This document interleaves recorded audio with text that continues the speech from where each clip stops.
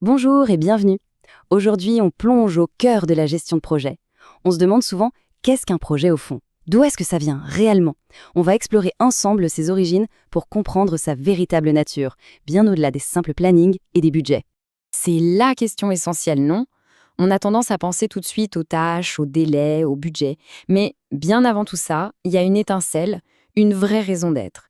Et pour la trouver, il faut regarder un peu plus loin que la gestion pure et dure. Il faut chercher à la source du besoin. Alors rentrons dans le vif du sujet. Tout projet, absolument tout projet, naît d'une situation qu'on pourrait appeler une anormalité. C'est quoi ça? C'est une sorte de perturbation dans l'équilibre, une situation qui, tout simplement, ne va pas, qui n'est pas normale ou pas souhaitable. Attention, quand on parle d'anormalité, ce n'est pas forcément un gros problème visible. Ça peut être un objectif de performance hyper ambitieux, vous savez, un truc presque impossible à atteindre avec les moyens qu'on a. Ça peut aussi être un manque criant de ressources, pas assez de routes, pas assez d'écoles, ou alors quelque chose de plus diffus, une absence, un manque, un besoin qui n'est pas comblé et qui finit par créer une tension. En gros, c'est le fossé entre la situation actuelle et la situation qu'on voudrait avoir. Et donc, le point crucial, il est là. La mission fondamentale d'un projet, c'est de corriger ce déséquilibre. C'est cette volonté de revenir à une forme de normalité, et souvent de l'améliorer au passage, qui est vraiment l'essence même de toute la démarche projet.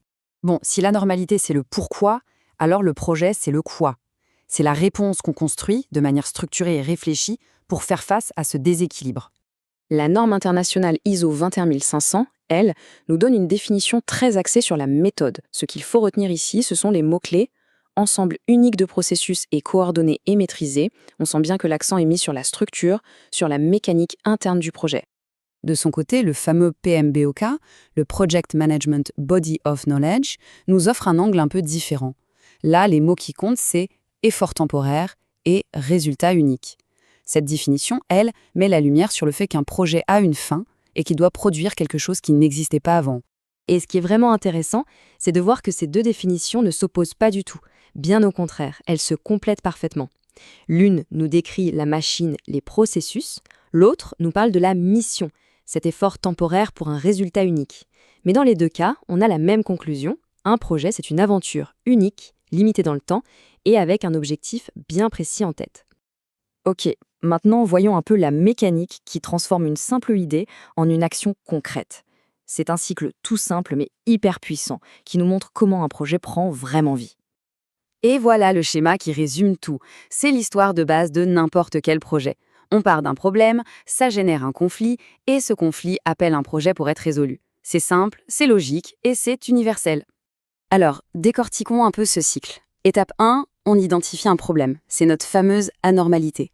Étape 2, ce problème, il ne reste pas là sans rien faire, il génère une tension, un conflit. C'est le moment où on se dit « Ok, il faut que ça change ». Et enfin, étape 3, le projet. C'est l'outil, l'action qu'on met en place pour résoudre ce conflit et donc pour régler le problème de départ.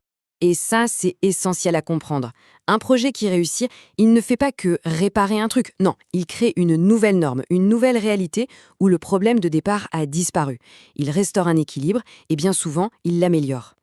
Mais évidemment, tout ça, ça ne se passe pas dans un monde parfait, bien sûr. Les projets, ils évoluent dans le monde réel, un monde complexe, plein d'imprévus.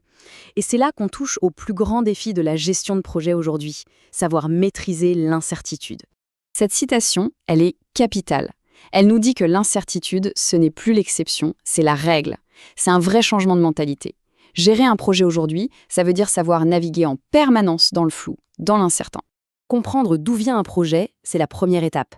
La deuxième, c'est d'apprendre à le piloter dans cet environnement qui bouge tout le temps. La gestion de projet moderne, ce n'est plus seulement d'éviter les problèmes, c'est de gérer activement les imprévus pour, pourquoi pas, transformer un risque en une super opportunité. Et on va terminer avec cette question. Si un projet naît d'un conflit et qu'il vit dans l'incertitude, alors le vrai art, la vraie maîtrise, c'est de réussir à transformer cette tension de départ, non pas en un simple retour à la case départ, mais en un vrai progrès, quelque chose de durable. C'est tout le défi et c'est aussi toute la beauté de la gestion de projet.